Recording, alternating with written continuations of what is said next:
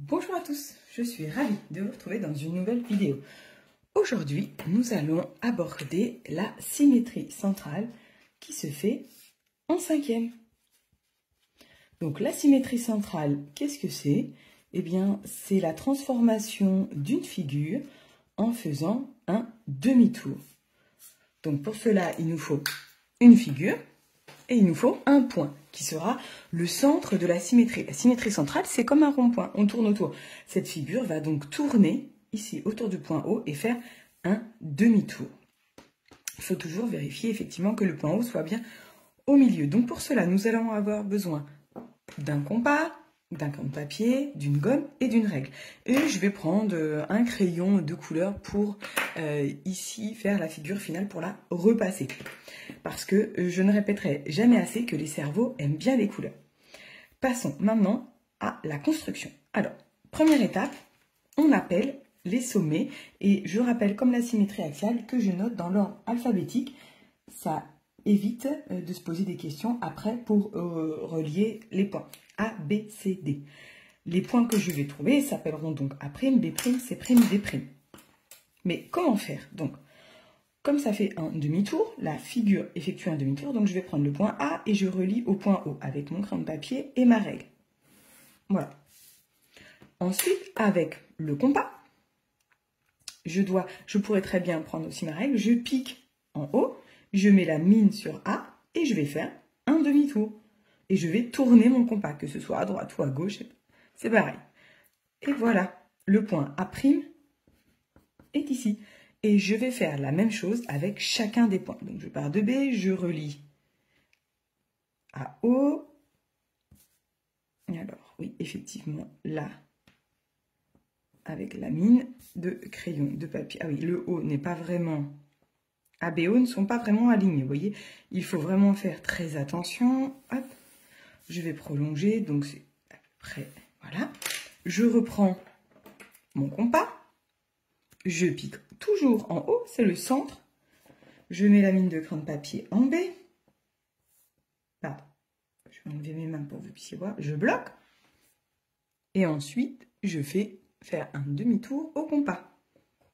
Voilà. On fait attention, le point B' est bien ici. Très bien. Et je vais faire la même chose avec le point C et le point D. Donc je pique en C, je trace, je prolonge, je pique en haut, je mets la mine de crayon de papier sur C et je fais un demi-tour. Voilà, le point C' est ici. Il nous reste un point à faire, le point D, pour trouver le point D'. Et je recommence, je pique en D, je vais bloquer mon compas, et je vais faire un demi-tour. Il ne faut surtout pas se tromper de demi-droite. C'est bien celle-ci, le point D est aligné, le point D', pardon, est aligné avec le point D et le point O. Et voilà, arrivé ici, je n'ai plus qu'à relier dans le même ordre alphabétique, les points. Alors, vous n'êtes pas, donc A', B', déjà relié, vous n'êtes pas obligé de dire à vos enfants de noter l'ordre alphabétique. C'est juste moi qui trouve que c'est plus pratique, ça évite de réfléchir après. On a déjà, en tant qu'enfant, assez de charge mentale, nous les adultes aussi, donc voilà, les petites solutions. Et à la fin, on ne voit pas très bien où est la figure finale, eh bien, je la repasse ici d'une couleur, peu importe, moi, je suis assez fan des couleurs, et vous voyez, voilà. Je peux également repasser la première figure en couleur, afin de montrer à mon cerveau les deux figures. Et vous voyez bien que la figure du haut a bien fait un demi-tour pour aller se superposer sur la figure du bas. Je vais refaire rapidement une autre figure ici pour vous montrer que peu importe la position du point haut, c'est toujours la même technique. De retour avec une autre figure. Cette fois, le point haut est à l'intérieur du triangle alors que tout à l'heure, il était à l'extérieur. La technique est la même. Je commence par appeler mes trois sommets A, B, C. S'il n'y en a pas, bien évidemment. Sinon, je dois respecter le nom que le professeur a donné. Je dois relier donc, le point A à O en traçant une demi-droite Le point A' sera donc sur cette demi-droite. Je prends mon compas, je pique en haut. Et si je n'ai pas de compas, je peux très bien mesurer la distance à haut avec la règle.